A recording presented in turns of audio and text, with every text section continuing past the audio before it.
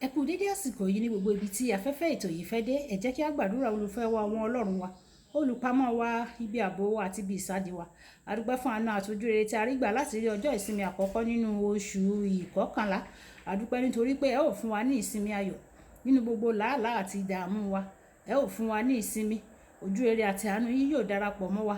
Àti ní oṣù kọkànlá yìí, ẹ̀yin yóò píre kàn wá ní orúkọ Jésù.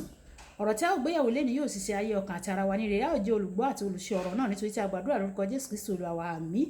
Ìwé ọ̀run ṣíṣí tí a ti ọwọ́ olùṣọ́ àgùntàn yín náà kọ Adéjàre Adébóyè kọ ẹni ọjọ́ àìkú ọjọ́ kejì oṣù kọkànlá. Àkòrí tí a ó gbéyàwó lé ní sọ wípé mẹ́ta lọ́kan. Àmọ́ àkọ́sórí wa nínú ìwé Kọ́ríńtì orí ìkejì, Kọ́ríńtì kejì orí ìkẹtàlá ẹsẹ̀ ìkẹrìnlá, Kọ́ríńtì kejì orí ìkẹtàlá ẹsẹ̀ ìkẹrìnlá. Oore ọ̀fẹ́ Jésù Kristi Olúwa àti ìfẹ́ Ọlọ́run àti ìdàpọ̀ ẹ̀mí mímọ́ kí ó wà pẹ̀lú gbogbo yín. Nígbà tí a mú Bíbélì kíkà wa nínú ìwé Jòhánù kínní orí ìkarùn ẹsẹ̀ ìkarùn dé ìkẹjọ. Ìwé Jòhánù kínní orí ìkarùn ẹsẹ̀ ìkarùn dé ìkẹjọ. Ta ni ẹni tí ó ṣẹ́gun ayé bí kò sí ẹni tí ó gbàgbọ́ pé ọmọ Ọlọ́run ni Jésù í ṣe? Èyí ni ẹni tí ó wá pẹ̀lú omi àti ẹ̀jẹ̀, àní Jésù Kristi. Kì í ṣe pẹ̀lú omi nìkan bí kò ṣe pẹ̀lú omi àti ẹ̀jẹ̀. Ẹ̀mí ni ó sì ń jẹ́rìí nítorí pé òtítọ́ ni ẹ̀mí. Nítorí pé àwọn mẹ́ta ni ó ń jẹ́rìí ní ọ̀run, Baba, ọ̀rọ̀ àti ẹ̀mí mímọ́. Àwọn mẹ́tẹ̀ẹ̀ta yìí sì jẹ́ ọ̀kan nítorí pé àwọn mẹ́tẹ̀ẹ̀ta ni ó ń jẹ́rìí, ẹ̀mí àti omi àti ẹ̀jẹ̀ àti àwọn mẹ́tẹ̀ẹ̀ta sì fi ohùn ṣọ̀kan. Wàyí ẹ tẹ́tí bẹ̀lẹ̀ jẹ́ láti gbọ́ ohun tí olùṣọ́ àgùntàn yín náà kọ Adéjàre Adébóyè ní fún wa ní ẹni ọjọ́ àìkú. Ó nira fún ọ̀pọ̀ àwọn ènìyàn láti ní òye ohun tí mẹ́ta lọ́kan jẹ́. Bíbélì sọ nínú ìwé Jòhánù kínní orí ìkarùn ẹsẹ̀ ìkeje pé Baba, ọ̀rọ̀, Jésù jẹ́ gẹ́gẹ́ bí Jòhánù orí ìkíní ẹsẹ̀ ìkẹrìnlá àti ẹ̀mí mímọ́ jẹ́ ọ̀kan ni wọ́n o, síbẹ̀ ẹni mẹ́ta tó yàtọ̀ ni wọ́n pẹ̀lú. Màá ṣe àlàyé rẹ̀ ní ọ̀nà yìí. Èmi ni ọkùnrin kan tí wọ́n pè ní Adébóyè, ṣùgbọ́n mo lè ṣe àfihàn ara mi ní ọ̀tọ̀ọ̀tọ̀ ní ìṣẹ̀lẹ̀ ọ̀tọ̀ọ̀tọ̀. Fún àpẹẹrẹ, tí ìyàwó mi bá fọ́ àwo kan, màá jẹ́ Adébóyè tó ní ìwà pẹ̀lẹ́. Màá rọra bá sọ̀rọ̀, màá sì rí i dájú pé ó wà ní àlàáfíà. Ẹ̀wẹ̀, bó bá jẹ́ ọmọ mi ni ó fọ́ àwo, mo lè jẹ́ Adébóyè tó bínú nítorí inú lè bí mi sí i fún pé kò rọra.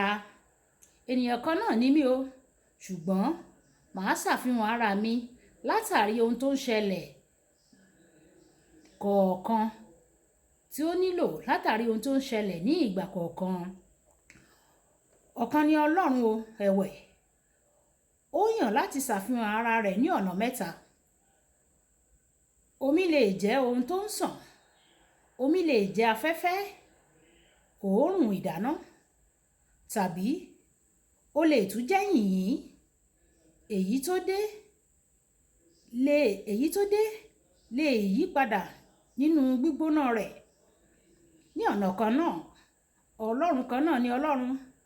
Ó sì yàn láti ṣe àfihàn ara rẹ̀ gẹ́gẹ́ bí ẹ̀mí mímọ́ nígbà tí ó bá yẹ, ọ̀rọ̀ nígbà tí ó bá yẹ, àti Baba nígbà tí ó bá yẹ. Ìfarahàn kan kò kéré sí jíjẹ́ Ọlọ́run o, gẹ́gẹ́ bí yìnyín tàbí òórùn ìdáná kò jẹ́ kí omi kéré jù ìgbà tí ó wà ní ipò sísàn. Ọlọ́run Baba ní ìhà Ọlọ́run jẹ́ Baba. Ẹ̀wẹ̀, gẹ́gẹ́ bí Adébóyè ní ti Baba, èyí tí mo ṣe àpèjúwe ní ìpínrọ̀ kínní, ó lè burú ní ipò yìí ní ààyè ìgbà Baba ní májẹ̀mú láíláí. Àwọn ènìyàn gba ìdájọ́ lẹ́sẹ̀kẹsẹ̀ fún ẹ̀ṣẹ̀ wọn.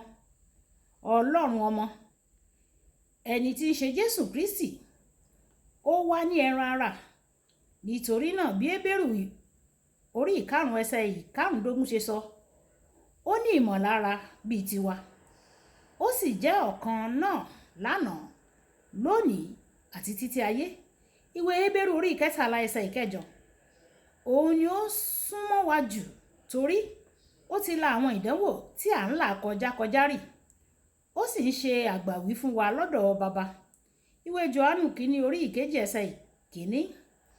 Ọlọ́run ẹ̀mí mímọ́ ní ìhà Ọlọ́run tó dára, òun ni ó ń gbé nínú rẹ láti ṣe àwọn nǹkan tí ó jẹ́ pé kò ṣeé ṣe sí ọ. Ìwé Róòmù orí ìkẹjọ ẹsẹ̀ ìkẹrìnlá, Fílípì orí ìkẹrin ẹsẹ̀ ìkẹtàlá, Kọ́ríńtì kínní orí ìkẹta ẹsẹ̀ ìkẹrìndínlógún, ìwé Jòhánù kínní orí ìkejì ẹsẹ̀ ìkẹtàdínlọ́gbọ̀n, ìwé Jòhánù orí ìkẹrìnlá ẹsẹ̀ ìkẹrìndínlọ́gbọ̀n. Olùfẹ́, mímọ̀ mẹ́ta lọ́kan yóò rọ̀ ọ́ lágbára láti gbére kọjá gbèdéke bákan náà, láti gbádùn ẹ̀kúnrẹ́rẹ́ Ọlọ́run. O ní láti mọ̀ ọ́ gẹ́gẹ́ bí baba, mọ̀ ọ́ gẹ́gẹ́ bí ọmọ, kí o mọ̀ ọ́ gẹ́gẹ́ bí ẹ̀mí mímọ́. Mo gbàdúrà pé ìwọ yóò ní ìrírí ẹ̀kúnrẹ́rẹ́ pẹ̀lú Ọlọ́run gẹ́gẹ́ bí orin nínú ayé rẹ ní orúkọ Jésù. Mímọ̀ mẹ́ta lọ́kan yóò ràn ọ́ lọ́wọ́ láti jẹ ìgbádùn ẹ̀kúnrẹ́rẹ́ Ọlọ́run, yóò sì rọ̀ ọ́ lágbára láti gbé rékọjá gbèdéke. Ìjà sọ pé bàbá mi, Olúwa fún mi ní oore ọ̀fẹ́ kí n tún lè mọ̀ ọ́ sí gẹ́gẹ́ bí mẹ́ta lọ́kan.